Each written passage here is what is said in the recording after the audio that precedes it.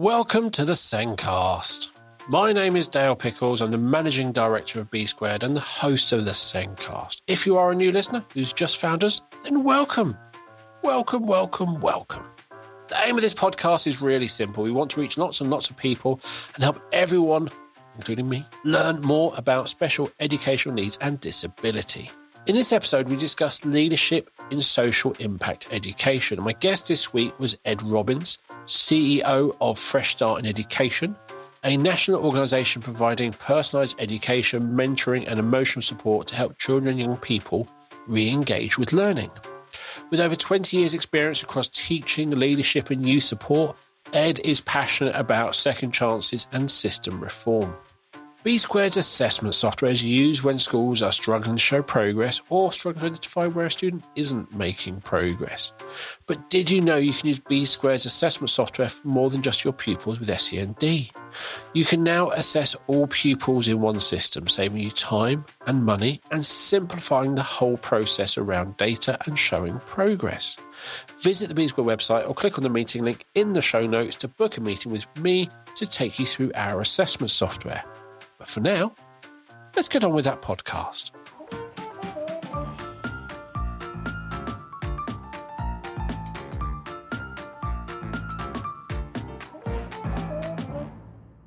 My guest this week is Ed Robbins, the CEO of Fresh Start in Education, a national organisation providing personalised education, mentoring and emotional support to helping young children and young people re-engage with learning. With over 20 years' experience across teaching, leadership and youth support, Ed is passionate about second chances, system reform, and ensuring every young person can access an education that truly works for them. Welcome to the show, Ed. Thanks for having me, Dale. Great to be here. You are very welcome. Now, today we are discussing social impact education, which is about making sure education doesn't just deliver qualifications, it delivers meaningful change in young people's lives. And in the current school system, there are a lot of disengaged, vulnerable and excluded students, and they need a different approach, don't they? They certainly do, yeah. And yeah, I had to look up what's social impact education. It sounds like, it's one of those buzz phrases, isn't it? It is more or less a buzz phrase, isn't it? It is really, yeah. Yeah. But I think it is, my wife's been teaching in a specialist setting for the last 2 years. And I think the big thing about her school compared to the mainstream she was in previously is I think a lot of mainstream schools will just go straight into teaching. Whereas she's actually, let's build a relationship. Let's get to know them and understand them. Let's find out what makes them tick, what to avoid, what to do, what that support looks like. And once I've worked that out, then we can get into the teaching. Absolutely. And I think for us in Fresh Start, that's what we do. That's really our focus. We go into the homes of the young people and take them into different settings. And it really is that we're not looking for academic attainment from the outset by any means. It's really connecting with them, finding them, meeting them where they're at, and then being able to celebrate small steps. You know, it's not just you've achieved, this is a qualification. It's you came downstairs today. That's amazing. You haven't come downstairs for weeks, or we had this conversation about this today, or you looked at, we had eye contact or whatever. So I think for me, the social impact education is about having that impact kind of on the ground where there are young people who are disengaged, disconnected, but we can really celebrate the really seemingly small wins, but for them are actually huge life-altering changes that they've been able to step into. I think, again, all those little bits you're talking about there is, I can kind of imagine back to my youth or something where almost like, now you finished that, now we can get on with learning. And it was sort of like, actually, there's a lot going on before you get to the learning. There's a lot of understanding people. There's a lot of, I do absolutely love that phrase, meeting them where they are. That's not you going, this is my expectation. It's actually, why have you gone in with expectations? That's not meeting them where you are. Just go in and see where they are. Before you do anything else, where are we? What are we doing? Yeah. What does the average day look like for you? What would success look like for you right now? Absolutely. So tell me more about Fresh Start Education. You talked about you going to homes. So what does Fresh Start Education do? So we're an interim alternative provider. So it's one-to-one with children who are out of school. So whatever reason they're out of school, SEND, SEMH, behaviour, whatever reason they're out of school, we work one-to-one with them. So often start in their homes, or we'll take them out to community centres. So yeah, really working with them, as we've said, to meet them where they're at, to connect with them in that place, which could be they've not been out of their bedroom for years. It could be they just aren't able to go to school for other reasons. And we connect with them, we work with them, and then the aim is to reintegrate them back into school or a specialist setting or college or whatever the next stage is for them. So it really is about, it's not that you're not about learning, you're probably not about academic learning, you're about them learning who they are, what they can do, what their challenges are, but then learning those strategies to help support them in those situations.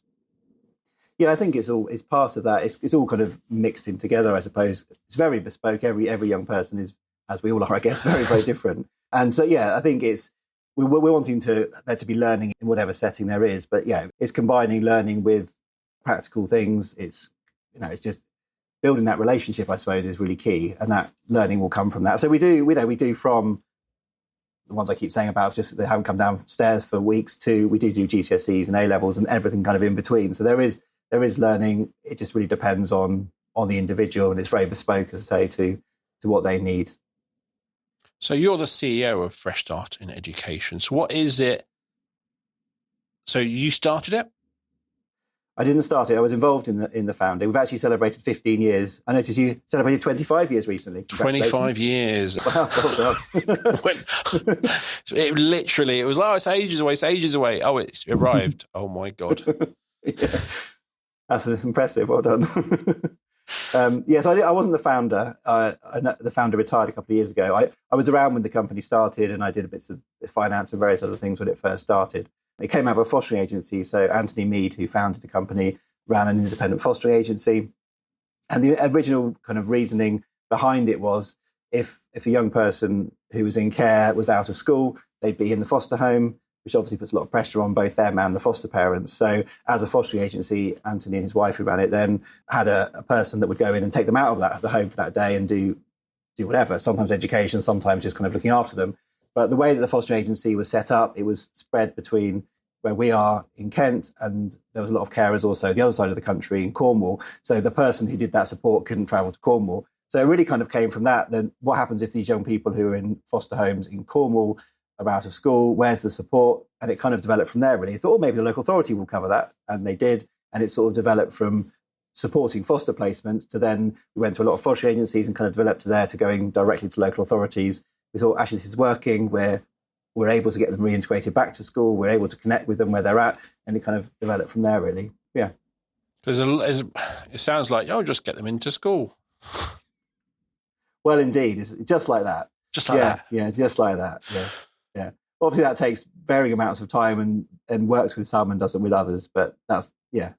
I did. So the week we're recording, although this is coming out in July and we're recording this literally the week that the white paper was released, and there's bits in there. But I did see, and it's just one of the times you sit there going, have you really understood this? And it was an interview, and it was somebody in a specialist school for SEMH asking, it was Keir Starmer and so on, going, cool, so this is really exciting, but, I work with children and young people who have been excluded from 3 different schools. The education that they need and that what they would support them to help them, it needs to be different. Can we create our own bespoke curriculum to really meet their needs? And the answer came back as, well, yes, we're open to that conversation, but at the same time, we have improved the curriculum, so it should just work. Should just work. So, yeah, there you go. We've changed the curriculum. Attendance will now be up. No, there's everything is fine. Keep calm, carry on. Yeah. But again, any child who's kind of being fostered, they're going to have a unique backstory. And it isn't a case of, well, what's the best maths curriculum? What's the best English curriculum? There's a lot more to even getting to that. And I suppose that's what the bits you're working on is kind of building the confidence, building those social skills. In reality, probably quite a bit of therapy and things like that. Yeah, absolutely. Yeah, I mean, our kind of strapline is inspiring hope for a future. And I think that's what we're kind of going in first and foremost. We want to really inspire them that there is hope, there is something for them. Just because they've not been in school for whatever reason, it's not over for them. So that's kind of where we start. We recruit incredible education specialists, which are our tutors, and they've often with teaching, well, generally with teaching experience or various experiences, but they really go in with a focus. First and foremost, let's build a relationship with this young person. Let's, as we said, meet them where they're at, find out what they're interested in, and then, it might be slightly therapeutic. It could be all sorts of things from that. But it's really about, first and foremost, let's build a relationship. And I think we've worked hard to not be seen as just another school. And we don't do things at school on purpose. We rarely do in school. It's one of Anthony's experiences as a foster carer he had, which he'd often talk about, was he had a young person who was out of school, because he was a foster carer prior to running the agency. He had a young person who was out of school. Tutor was sent round by the agency. They sat around the dining room table.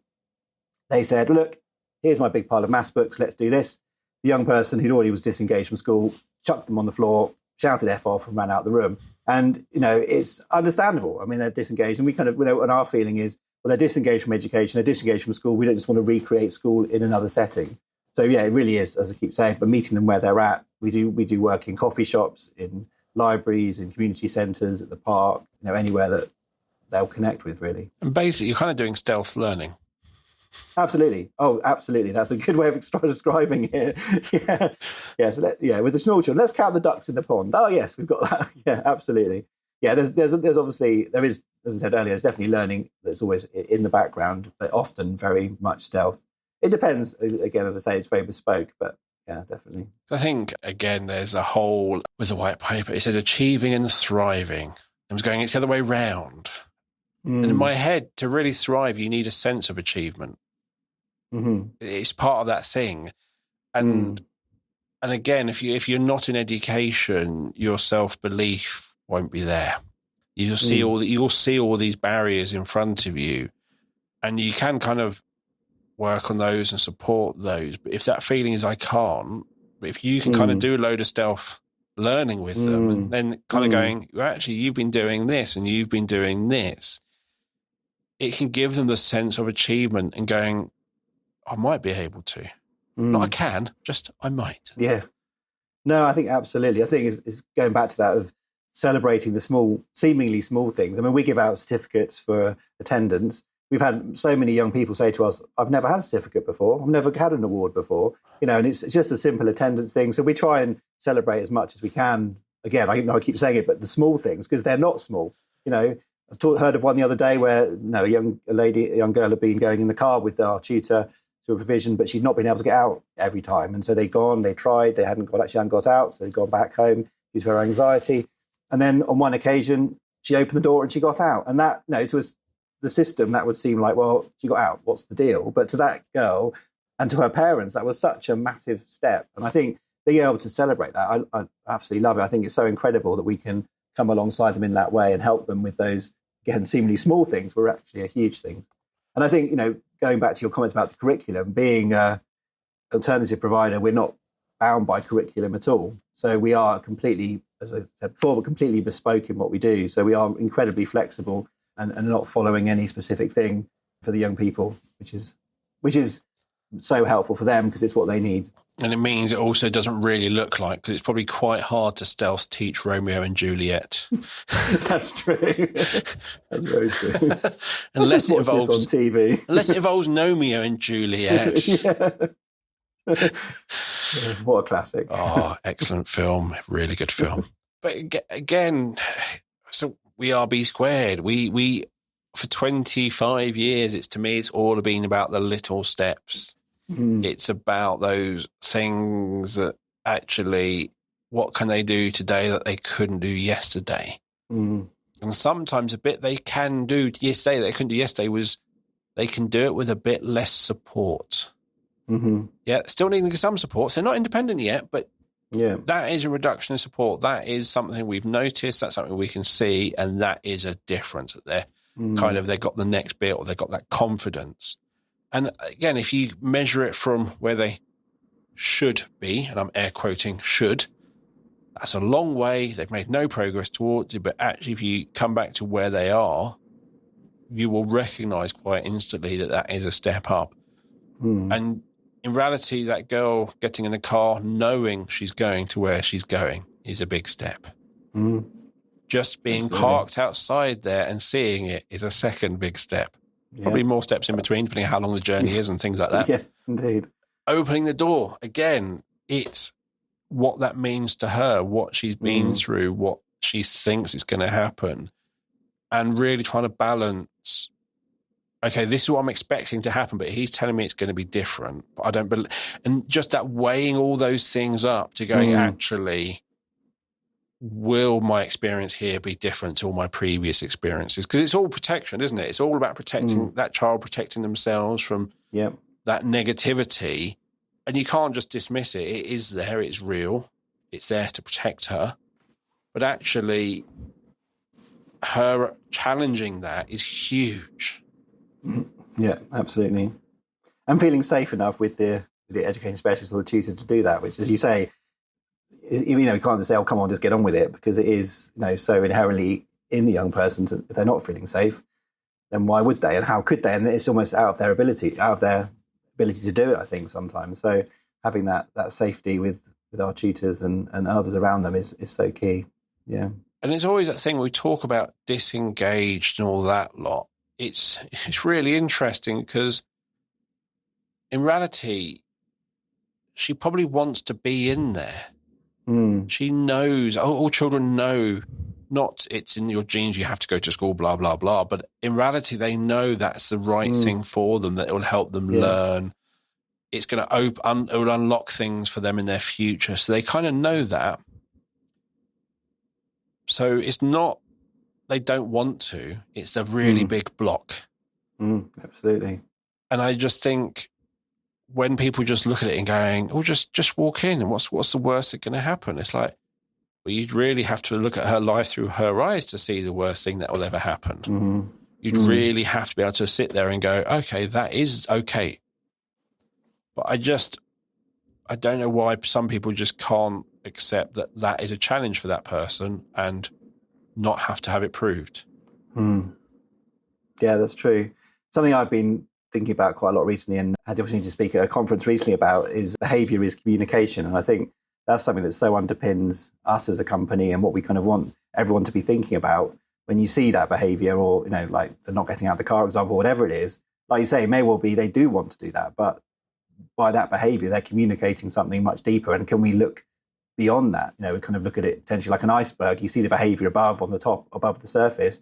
We don't know what's going on underneath. We don't know what day they've had or what life they've had often, and all those experiences and all those things. So it's how can we see beyond that and see, okay, what is this young person communicating with me in this situation, rather than they're just being awkward or, like you say, just disengaging. So I think it's so key. And anyone who says behaviour is not a communication, it always is. It always, even in us adults. Yeah, absolutely, so true. Yeah. Even when we don't mean it, whatever it is, and sometimes I don't necessarily know why I may be doing something. It's almost like it's on autopilot. It's a bit self-protection. And I'm sort of going, why are you doing that? And I'll literally going, yeah, perhaps I'm a bit overloaded at the moment. Yeah, perhaps I do just, okay. But that's also a communication to me. As well as those around it. And sometimes with some of that behaviour, you might be the only person picking up, but behaviour without a doubt is a communication. And it can be really complicated on what it is actually communicating. It could be about the moment. It could have been something about much further in the past. It could have been, but it is always going to communicate something. Yeah, absolutely. I think, like you say, we've been thinking about it in terms of the young people we work with, it also think about with staff and people around. And, I've got quite a number of children, and one of them's 2, and he communicates a lot through his behaviour. And it just kind of reminds me to think about, it's very obvious with a 2-year-old, he's hungry, so he's shouting about it, or he doesn't want to do something, so he's shouting about it. My wife tried to take him to have a haircut this morning, and he did not want that to happen. and he communicated through his behaviour very well. My wife's, bless her. But I think, that's kind of a magnified way, but it really then helps, I think, seeing those sort of magnified sense, like in a 2-year-old, to realise that in older children, in adults, in our friends, colleagues, family members, is so key, isn't it? I think, I don't know, I haven't heard many people say behaviour isn't communication. I find that it's more people just don't even make the link at all. It's just this kind of, just sort out your behaviour, but actually, yeah. It's and I think, something I've been looking at in connection with that as well is it's when we were talking about where it's not so much they won't, but they can't. And it's recognising that when you see how much goes on in the brain when that stress hormones are being released, and if they're feeling, maybe using that car example, they're in that car, they might be terrified about getting out of the car. And then that's all those physiological changes happening in the brain, the cortisol and the adrenaline and fight, flight, freeze, flop and fawn happening. And it's, how do we kind of get past all of that rather than trying to deal with that moment of, you shouldn't be behaving like that, or you need to get out, or you need to do this, and de-escalate, and then, and all of those sort of things. But we talk about like communication, only 7% of it is the words we say. And the rest of it is your body language and intonation. So even if you're just making noises, that's how the noises are made, the tone, the way they're made, there's still communication there. So again, if we think of that body language, if we turn that into a bit longer, that turns into behaviour. It's not a body language to behaviour isn't a big jump. That's true. We all know when we've annoyed our partner. We all know the way they walk across the house, the way doors close. It's communicating you have forgotten something again. So we kind of know it, but there's something about, and again, I think it is when we become dysregulated ourselves, when we're seeing something, we may think it's against us, or it's disrupting our day, or what we thought was going to be. It's something about when we start getting dysregulated, that ability to see it as what it is disappears. And then it start being that's behavior against me, and I think it's hard to say, but we've got to really think about, okay. And as you said, with your children, you talk about your 2-year-old, but if you think when they can't communicate, they just have one option, which is crying. And that could be tired, or it could be hungry, it could be food. Then you get into teething and ill. It's just one communication stream. And you might pick up some, okay, they're crying, but actually they're quite regular. You pick extra bits in, and you're going, I bet you it's this. And you kind of know, you think of the time, actually, when was the last feed?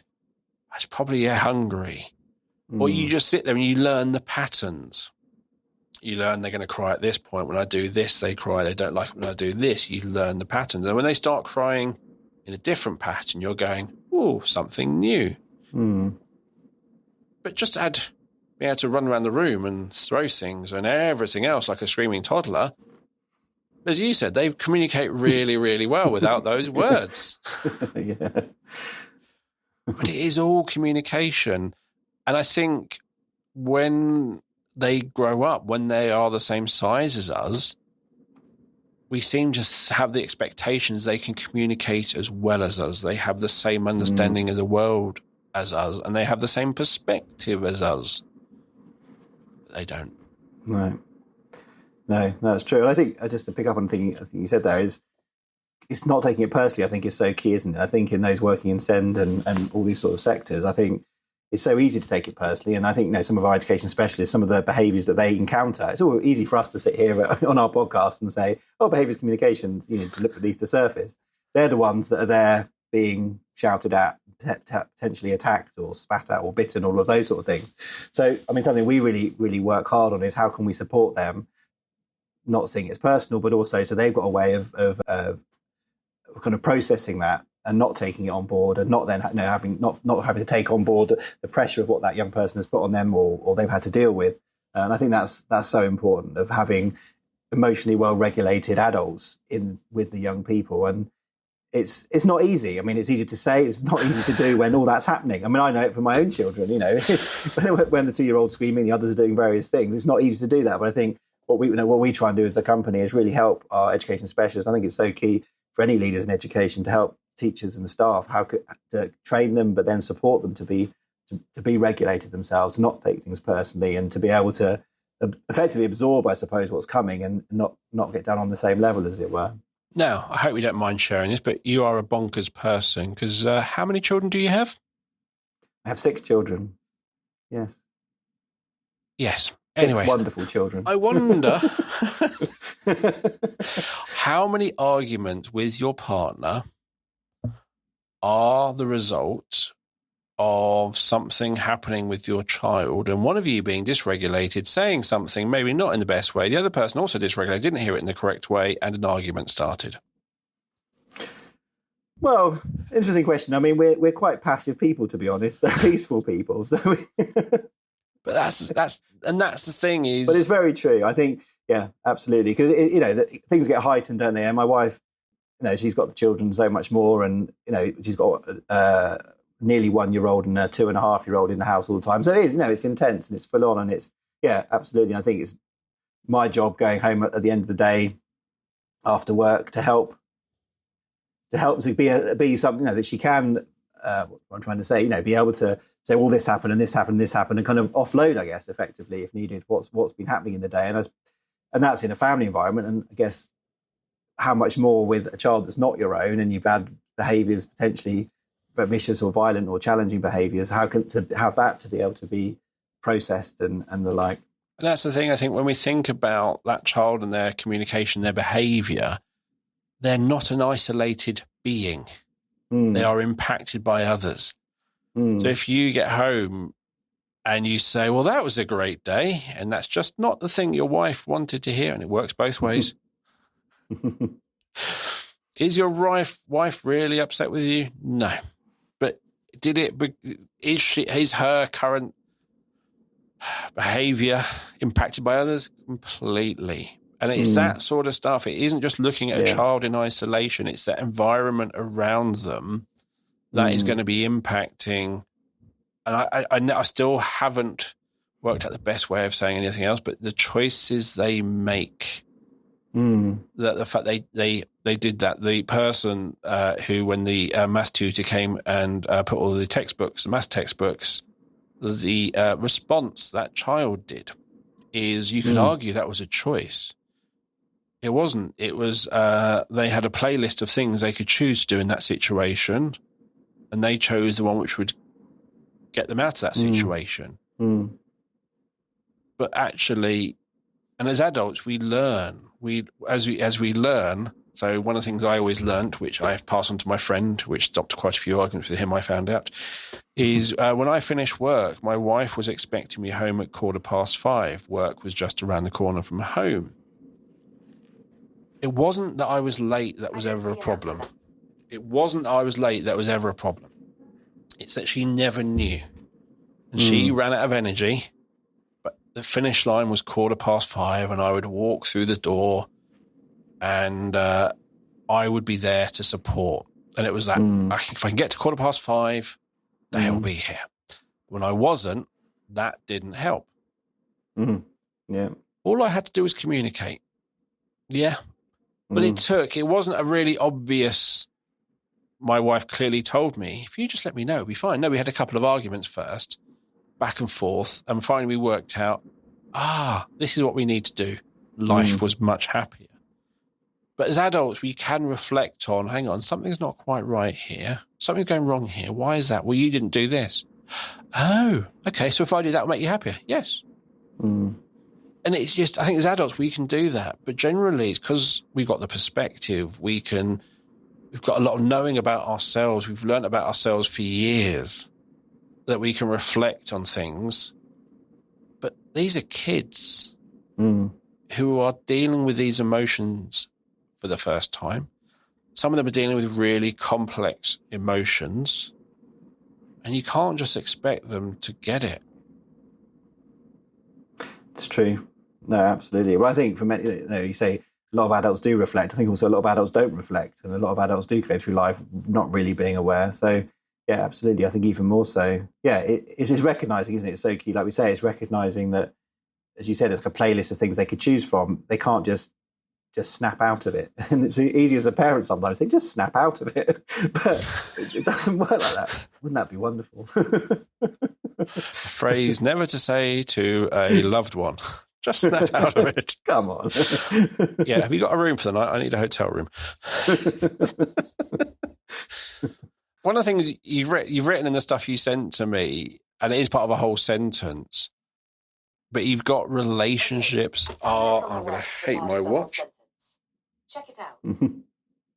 Relationships are a core intervention. That's really powerful. Well, I think it's what we've touched on already, really. I think is, in our strategies that we do as a company, building that connection and that relationship is first and foremost. When we talked about our tutors, our education specialists going into provision, all of the first sessions are around build a relationship, connect with that young person. A bit like we were saying, we were talking before the session about if kids have certain interests, our own kids, then we kind of, let's learn about them. It's the same thing. They might be fascinated, the young person with Star Wars, so let's connect with them on that. And I think so. It's really build that relationship. It links with what we said there. Then they start to feel safe.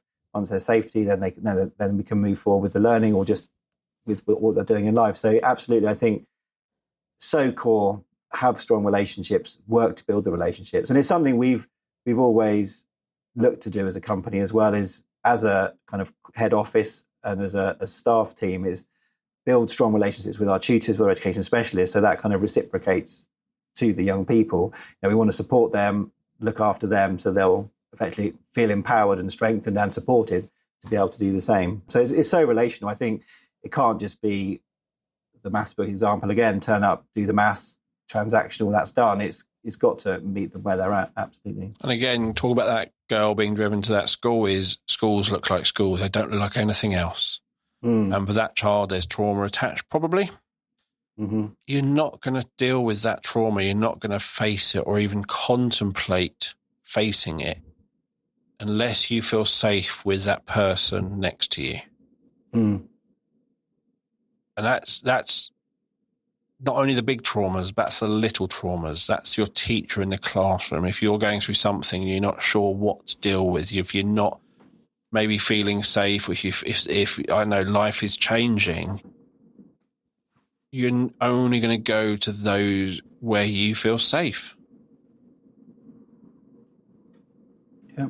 And I think for a lot of people, a lot of young people is, I think that idea of relationships in schools has kind of disappeared. And it's just the expectation of you turn up to school, we'll learn, you'll go home. But actually, schools are a really big, consistent part of children's lives. And it's somewhere they should feel safe. And if there is something they are concerned about, it should be somewhere where they feel safe enough to share. But to feel safe, you need that relationship. Which I think in a school setting, I mean, I know that many schools do it so well, but it's also just the numbers and the challenges they face as teachers and as school staff is and so much budget cuts and all that, which make it more difficult to have pastoral support and that sort of thing. It's so difficult. But no, I agree completely. I think we've got to start with relationship. And I think as we're privileged, I often feel how privileged we are as a company and that we are able to send our education specialists on a one-to-one basis, and that young person does have completely bespoke, so they can really connect with them. And it's such a privilege to be able to do that when it's often not available. And again, you've mentioned the cuts, and the other one is the accountability around performance and things like that. And again, where we are, white papers produced, the secondary form consultation is the 12-week period has come to an end. We're waiting on the next bit. But we've also got the curriculum and assessment review, with a new curriculum coming next year, but coming into effect in 2028. And one thing I really like is each of those things is done taking into account the other things going on. So it's not three separate things. It's like three parts of the same. And I think with the accountability, with an extremely full curriculum, I think that's why schools are struggling. And I'm hoping that with the new curriculum, and they've talked about time for so many things, and changing the accountability and things like that, and making them more accountable for SEND, and that's with the include inspection framework. Actually, I'm really hoping that there is a really big shift in how schools are. And I think people see schools as a constant from when they were children to when they're teaching in the school. There's a lot of changes that have happened over time that actually what a school is and what it is in that community has changed. We've seen the changes since COVID, 2014, with another load of big changes for various reasons. And each time there's a change, that has an impact, and the society is changing. And I think the one thing that schools really miss and lacks through all these changes and pressures is that time to build those relationships. Yeah, I agree. And I think it's so tough for teachers, isn't it? Because most teachers go in because they care about children and they want to help children and they want to, part of that's building relationships with children. So I think it's so tough when all the other things make that difficult to do. And I guess that's why so many leave teaching. But yeah, I agree with you completely. I really hope that those changes that are in place and or beginning will make that more possible for the teachers and for the schools to put that support in. Yeah. And it's again, when what works for special works for all. And you have children like my wife's school who have been excluded from mainstream schools.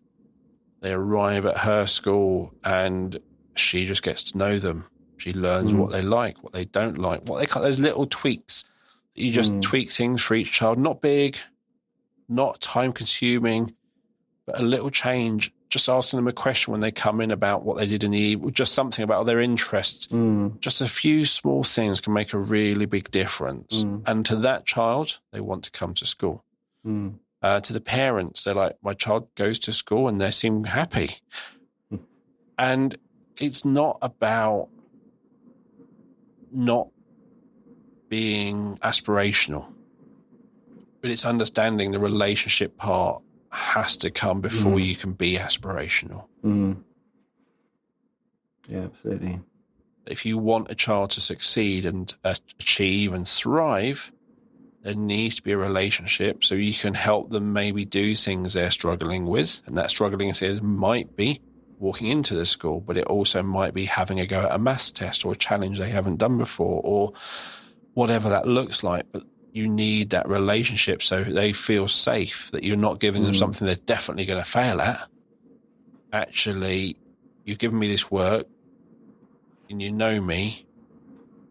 Okay, I should be able to do this.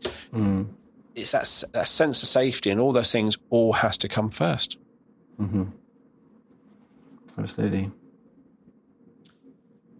And of course, all of these things isn't something that one person can change on their own. It's not a teacher can go, I'm going to do this, I'm going to change everything. Because you said a teacher goes in wanting to make a difference, wanting to change a child's life, to be that inspiration, to just do all of those things and to help those children thrive. But they've got lots of other things on the plate. And that's down to our leaders in schools and the culture set in the school and those expectations around what learning looks like in the school and what those requirements are and how micromanaged people are and things like that. Those leaders kind of set that tone, don't they? Yeah, absolutely. Yeah, absolutely. I think it's key. I guess, like I'm saying, from our perspective, not as a school, but yeah, we've seen that we want to model with our staff what we want to see in the young people, and I think that's so key. Like we've been talking about, really, with recognizing behaviour as communication in staff, and as a leader, recognizing that and being able to help and absorb the pressures the staff are having, then helps to that with the students as well. I think it is so much about having the right culture, trying to build. Something we've worked really hard on is having psychological safety within settings, and that people feel that they can be themselves as a person in their workplace. Therefore, they feel safe. And you want the teachers feeling safe, so they don't have like you're saying, not having micromanagement or people breathing down their necks. So then how they're already heightened by the time they come to teach, and they're trying to do everything that teachers need to do, and they're already potentially, in maybe even reaching fight, flight, freeze, and those things at that point already. So, yeah, I think psychological safety. People feeling, no, I'm for you. I want to help you. We're in this together. Not, well, you haven't ticked these boxes. You haven't succeeded in these targets and all of that sort of thing. So I think, yeah, absolutely. I think that it's funny, isn't it? We see that, as we've talked about, we see that with the young people, and we can maybe more easily perhaps recognise behaviour as communication with the young people. But then, with the adults, do we still recognise the same thing? And I think it's about, to me, it's so much is about modelling. Is how do I, for me, how do I react to the staff here in the head office, and how do I, do they feel safe? Are they safe to be vulnerable or whatever that is? And that perpetuates down to when they're speaking to our tutors and our education specialists. And then that perpetuates down to not down, it's not the right word, perpetuates along to the young people as well. So I think culture is absolutely key. And that is something we've worked very hard on trying to develop and build with that kind of goal in mind. I think someone on the podcast recently talked about it as you have consciously created your culture. Mm. There's always a culture, whether you put any effort in or not, there's a culture. But actually you're going, what do we believe? What do we want? And it's things like knowing things about your staff outside of work. I don't mean spying on them. I don't mean monitoring or enforced questionnaires but actually, if you know somebody's into football or something and they go watch, asking on a Monday morning, did you watch did you go to the football this weekend?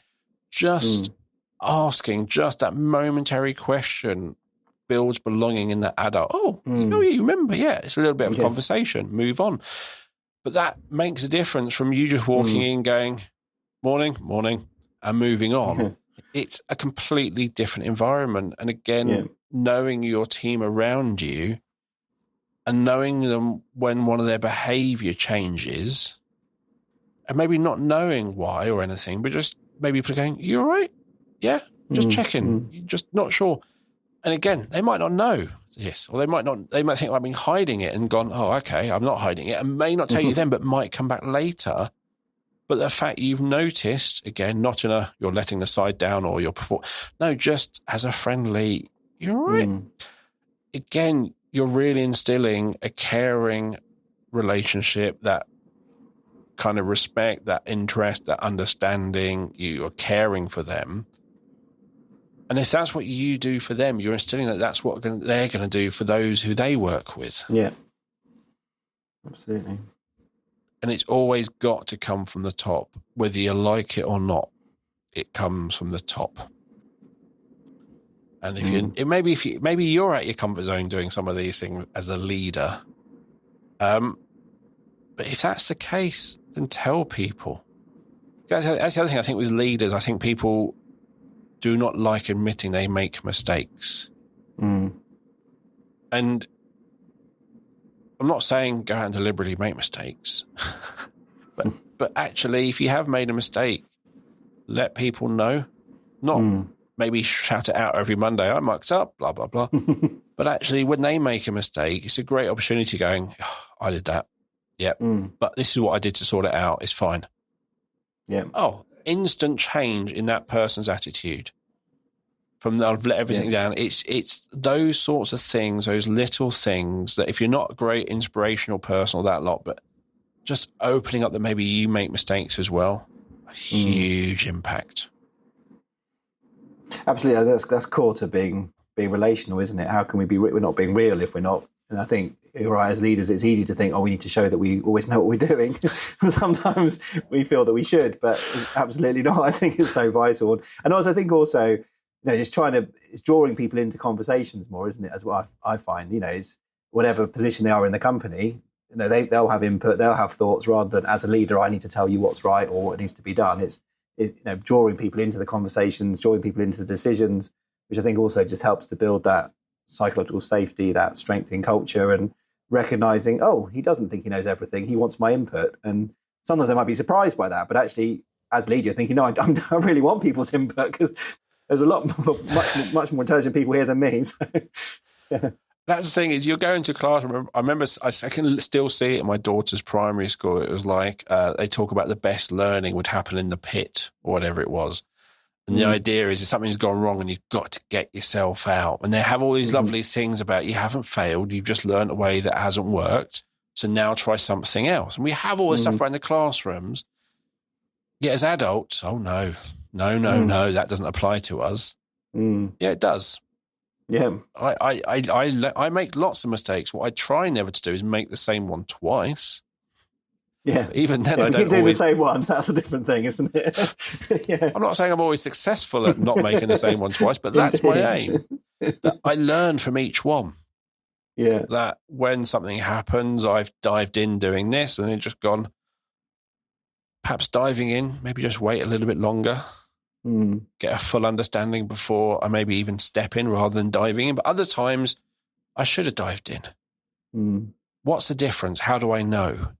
And that's the learning. It comes through getting it wrong and getting a wrong outcome, and then going, what could I have changed?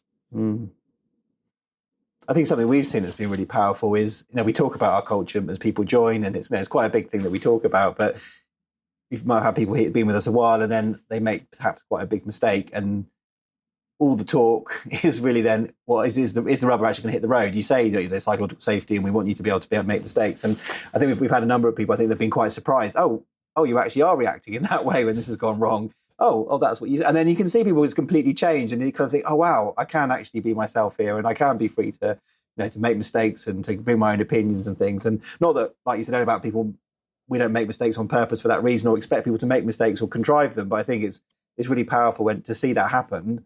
And maybe from past experiences, they've been, the boss would have come down on them, or it would have been sanctions or whatever. But to see, oh, you're going to work with me on this, and we're going to solve this together, and we're going to see how we can change processes so it doesn't happen again. And it's just amazing. I love seeing that when you kind of people, the penny drops really, and it's like, oh wow, this is real. Yeah. And also, sometimes when that mistake happens in the work environment, especially if you think of the health and safety, you go, right, what happened? You pull it back and going, right, so that was missed. Cool, so let's put an extra step in so that doesn't get missed. Yeah? Yeah. Perhaps someone didn't do something, someone didn't tighten something, someone didn't check this. Cool. So how can we make sure that step is, especially when you go, because then it's not a blame, it's sort of going, actually, yeah, most of the time you're right. It goes that way, but this time it didn't. And so you can't say, well, most of the time you're right, but actually we just need to put that check in. But a lot of the time that their mistake is them trying to be efficient to get more work done or get this outcome or do that. But yeah, everyone will make a mistake. And if you have that culture where you're going to penalize something, all that happens is that mistake gets hidden. It doesn't not happen. Yeah. Everyone just tries to hide it. It gets worse and worse in the background. Yeah.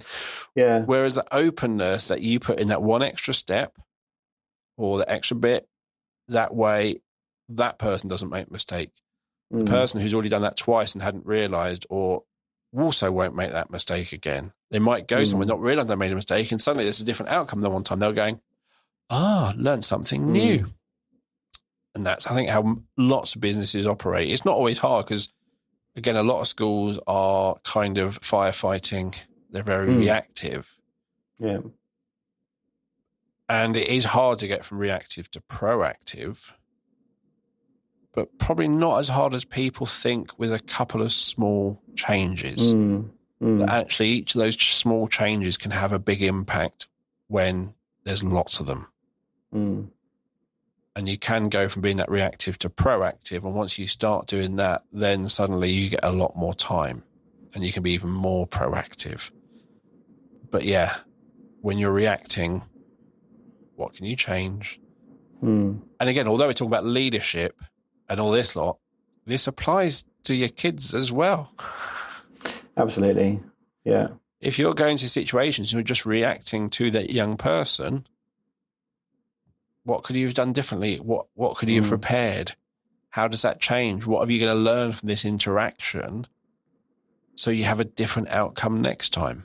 And I think also the young people are going to make mistakes, aren't they? And things are going to go wrong. And how we've modelled reacting is going to be the same way potentially that is then happening in those situations, isn't it? If someone's come down on them because they've made a mistake, then we don't want to be doing the same to the young person. I think it completely kind of perpetuates throughout all, doesn't it? I think it's one thing. I think when I was at B Squared, when I became a parent, it was like, so management and parenting are basically exactly the same.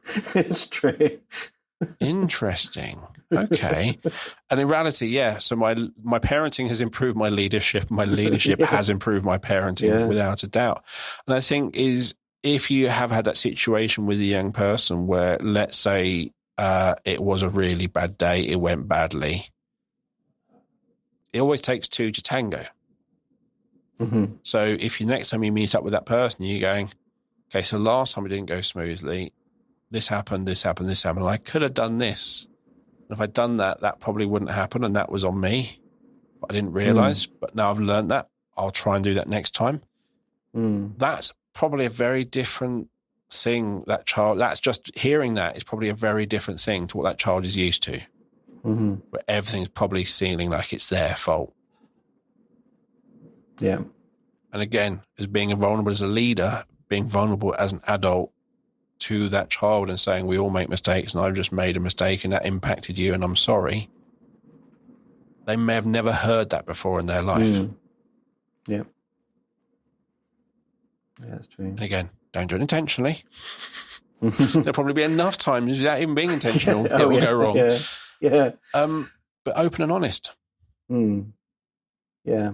I think maybe just touching on a point you mentioned a while ago as well about the reflective side of things. I think, we've tried to give people space to be reflective, which sometimes has felt a bit odd, and I think, as a leader, you kind of, a coach said to me years ago, you need to be able to take time, and if you need to go and walk along by the seafront, we live near the sea, which is nice, and just go and just reflect, then do that. And at the time, I was in the kind of the manicness of it all, and thought I'd never have time to do that. But over the years, I've realised actually taking a bit of time, even a quick walk down, and then clear your head, you can stop and think and reflect on, okay, what did happen then? And like you're saying, really, you can then actually properly process, okay, it takes two to tango. I could have done this differently, and then can go back to the person. Whereas if it's always reactional, it just seems so manic, and there's just no time to do that. And I think it's like just as you said already, really, it's very easy to think we haven't got time to do that. But actually, if we do reflect, suddenly we'll have not endless time, but suddenly we'll find we've got more time because actually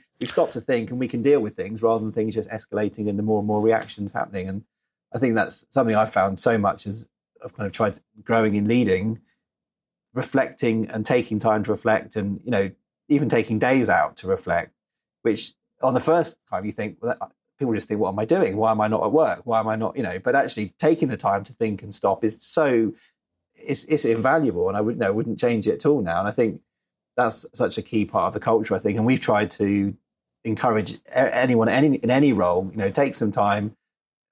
The frequency depends on the role, perhaps, but just pause. What's working? What's not? After a meeting, what's worked? What hasn't worked? What can you do better? And it just really helps that kind of culture of growing and learning and developing together. And that metaphor, like walking away and walking back, and it's just like, leaving it out your head and then coming back to it. You'll see it differently. It will be such a different thing. You're literally going to walk back and going, well, that's really, I just need to do that, don't I? That's because you've walked away. Your head's thought about something else, even which way am I going to walk? And that's your main thought at that moment. Or actually, I need a coffee. And you come back, you're like with a coffee, and you look at it going, I'm just going to do that, aren't I? But it's almost like, and I find it like when you're driving, you can't take a thought into, you can't turn it into action when you're driving because you're driving. When you walk out of the office, you can't turn that, I just need to do this. Can't do it immediately. Work through it for a bit and go, no, actually, that's not the biggest thing I need to do. That's the bit I have to do. And I'm going to say, that's almost like an adult movement break. Just going to say that. Like going outside and having a walk and just, just have that opportunity to distract yourself and have a move around and then come back. It's almost like an adult movement break. It's true. And it is fun, that stuff you learn as an adult, stuff you learn that this will help you. We never then just go, let's take this and apply it in a school setting. If we take all this stuff we learn about how we learn and all this stuff, we wouldn't do training for staff at the end of each day. We wouldn't have that staff meeting because we know that's the worst time to learn. Yeah. And certain things like that, we would shape it all differently.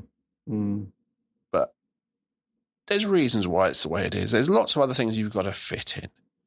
But I do think there is a big scope for change, more than people realise, that will get the best out of everyone. But I think what it all comes back to, and you talked about it being the social impact, is turning your school into a community where teachers are kind of a community in the staff room, where the students feel like they're a community and they feel that belonging to school. That the parents feel part of the school as well, and you build that whole community. That social impact will have huge impact on all the academic achievements of those children. Absolutely. More than just trying to carry on with those academic achievements or ignoring all of this. Yeah, absolutely. Right. Let's wrap it up. Okay. Anything else to add? No, it's been great talking to you, Dale. Thank you for your time. No, really enjoyed it. It's I always like some podcasts which start with a small little idea, but you just kind of get a chance to explore that idea and reflect on it as a parent, as a teacher, as a business leader, and realize they're all very much the same. Yeah, just true. Some Some children you can hand back, some you can't, and some don't look like children anymore. some are 6-foot children. But in reality, actually, what your team need, what your child needs, what your children in school need is that sense of safety, that sense of belonging, and everything else that comes after that is going to be them thriving. Excellent. Excellent. Well, thank you for coming on the show today. I'll be putting links in the show notes as always. You can find out more about Fresh Start Education and Follow Ed and so on. And as always, you'll find those show notes on the Sencast website or wherever you listen to the podcast. Thank you for listening to the show, and please share the podcast with everyone you know. And we're on various social media platforms, so you can share us there as well. And for those who don't know who B Squared are, we have a range of assessment products to help schools show progress for all pupils. If you're a school in England and still confused by the engagement model, not sure about the pre-key stage standards, your way of talking about progress for pupils with SEND is below, or anything else around assessment, get in contact. And you'll find a link to the website and to book a meeting with me in the show notes. So thank you for listening. We'll be back next week with another episode of the Sencast. It's goodbye from me. And goodbye from me. Bye, everyone.